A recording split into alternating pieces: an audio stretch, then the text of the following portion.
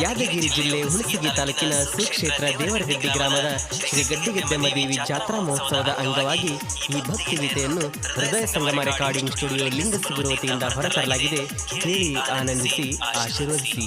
ಈ ಗೀತೆಯ ಸಾಹಿತ್ಯ ಮತ್ತು ಗಾಯನ ಹುಸೇನ್ ಸಾಬ್ ಲಿಂಗಸುಗುರು. ಈ ಗೀತೆಗೆ ಸಹಾಯ ಮತ್ತು ಸಹಕಾರ ವಿಶ್ವ ಡಿಜೆ ಕಸ್ಬಾ ಲಿಂಗಸುಗೂರು.